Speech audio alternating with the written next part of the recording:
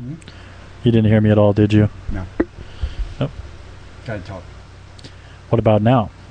Do you hear me now? Because I didn't hear you at all. Okay, how about now? I hear you now. Okay, good. You hear me? I hear you. Awesome.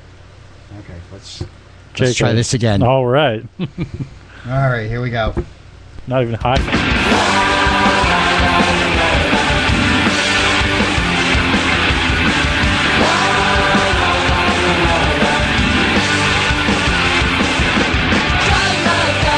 Ladies and gentlemen, welcome to the inaugural episode of Camp 420 Radio. My name is Captain Greg Greenbud, and to my left is my sidekick for the evening.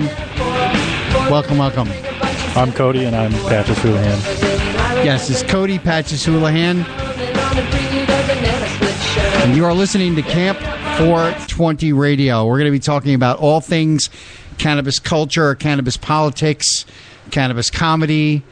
We're going to take a really in-depth look at the upcoming 2016 presidential election and where all of your candidates stand on cannabis and cannabis legalization. We'll talk about cannabis legalization. We'll talk a little bit about the cannabis culture itself, the difference in the strains. We'll talk about some new products that might be coming out. Anything and everything that has to do with the cannabis culture. So without further ado, ladies and gentlemen, I would like to welcome you all to Camp 420 Radio. Come to the land of living dreams. Oh, man, where are we? I don't know. Oh, yeah. This is Camp 420 Radio. I think. Are you still high? Whatever. I'm looking for the pot. Then, yeah, this is the place. Camp 420. It's smoking hot. All right, welcome back.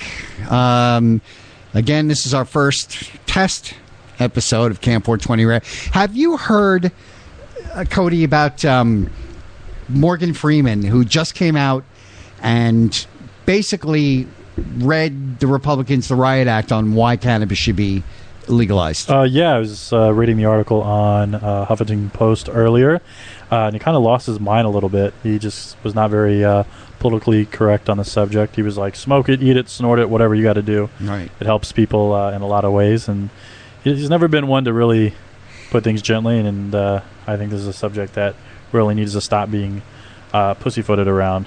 Can we say that? We can. Good. This is internet radio. We can pretty much say whatever we want. Fantastic. Yeah. But, I like it when celebrities come out in favor of cannabis legalization. Obviously, we don't want them to act like, total freakazoids while they're doing it. But, you see his point. I mean, we're looking at a plant that is basically still under Schedule 1. Now, for anyone who doesn't know what that is the federal guidelines for how they look at illegal drugs. Schedule 1 being the worst of them, all the way down to, like, your typical Tylenol or something like that. Schedule 5. Right. Now, marijuana is still considered to be a Schedule 1 drug. That basically, since 1970, our government is saying that cannabis is just as dangerous as LSD, heroin, cocaine, Well, have they actually smoked it? I mean, I've had some pretty crazy times in my life, and nothing's ever put me at risk like marijuana. So, well, I basically think that drinking is a lot more dangerous. I mean, all you have to do is go on the internet and look at the statistics of how many deaths there are. And we'll get into that when we actually do our inaugural broadcast, which will be tomorrow, by the way, at 420, or as close to 420 as we can get. We'll get it at 420. We will get it. The most deaths have been caused by alcohol. Now, let's take a look at alcohol for just a second, okay? We're not talking about just deaths from people drinking so much that they actually get poisoning and they die. We're also talking about accidents that are alcohol related. I know a lot about that. No, well, not really, but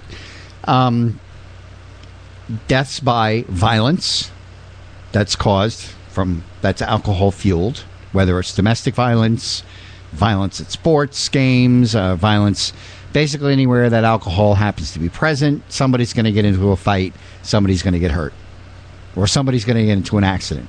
Right. All right. Then we're talking about prescription drugs. Prescription drugs. The stuff that supposedly the doctors prescribe to you to make you better, quote unquote. More people die from abuse of prescription drugs. And then other various, substance-related accidents or deaths or whatnot. Tobacco. Huge killer. Right? Now, how many deaths do you think have been recorded that's marijuana related? Between 0 and 0. Between 0 and 0, right? Not even a 1. Okay. Now there was one guy who died actually, I don't know if he died or not, but he killed his wife, I think, after eating an edible. But what? I mean, that's why. Not that that's funny. It's just like I always fall asleep after I eat edibles, like 100% of the time. Right. I mean, and there's one guy. He ate an entire candy bar or something like that, and he'd never done it before. And then supposedly killed his wife. But what they don't tell you in that story is that the guy who killed his wife was on like psychotic medication or psychotic whatever medicine. Gotcha. So he ate the whole edible. He went crazy, I guess, because he didn't take his medicine and he killed his wife. But they won't tell you that. But in response to that, Colorado basically cracked down on the edibles market and put a lot of really ridiculous restrictions, especially on the producers of cannabis edibles that make their own canna oil. From what I understand, canna oil is a very difficult process, a very dangerous process. Very arduous. From what I've been told. Canna butter, very easily to make. Well, which is another thing we're going to get in on this show.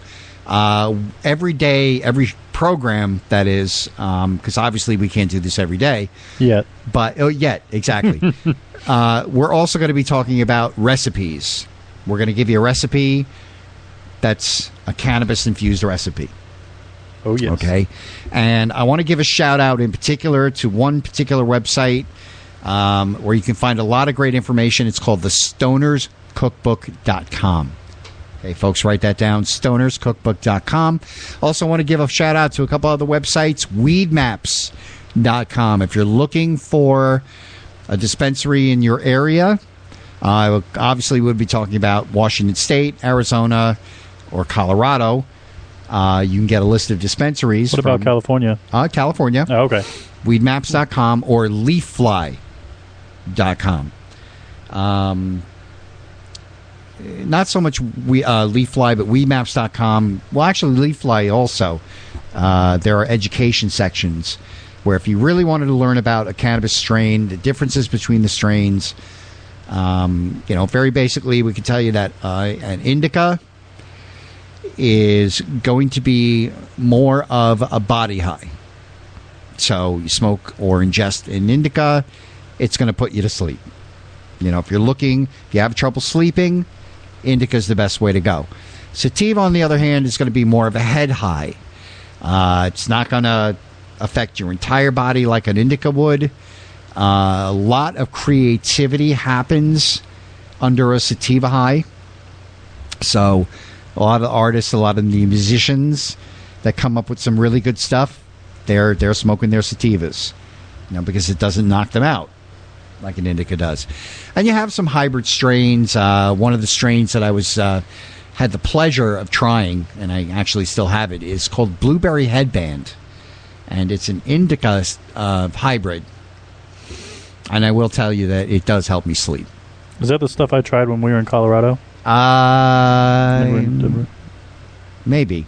Okay. I'm not sure. Actually, no. The stuff that I had brought home was Chocolope, it was called. Do you remember it had like a slight chocolate taste to it? You know? Yep. And, speaking of area dispensaries, let's give a shout out to my favorite dispensary here in Arizona, Urban Greenhouse. They're located on Indian School Road. They are very nice people, very accommodating, and it's a very modern dispensary if you've ever had a chance to go in there. Which, would lead me to my next point. I seriously suggest to people to actually go out there and get their medical card. I mean, I know it's a little bit pricey. It's in the $300 range, but you know what? You have that medical card, you go to any dispensary in Arizona and get your medicine. Right, and I at least maybe speak for myself and probably for the captain as well. We wholeheartedly support legal usage. I personally don't have a card, which is why I only get to partake in edibles when I'm in Denver on business or something of the sort. And I know the captain himself has a card. So, of course, that's why we tell you where you can find some dispensaries. That's why we tell you about weed maps. But, yeah, we definitely want to encourage the legal use of it. And at least on a state level, the Fed levels, something ridiculous. Anyways, got that disclaimer out of the way. For a future lawyer gets mad. Right, exactly. So, future lawyer, sorry. We'll take it out now. Here's the funny thing, too. It's like if you go into Colorado, and I found this out, and I thought it was very weird. I have an Arizona medical card, and I went to Colorado to one dispensary near Fort Collins, and they were only a medical dispensary. They had no recreational weed of any kind. Interesting. Yeah, and they would not let me use my Arizona medical card to buy edibles in Colorado.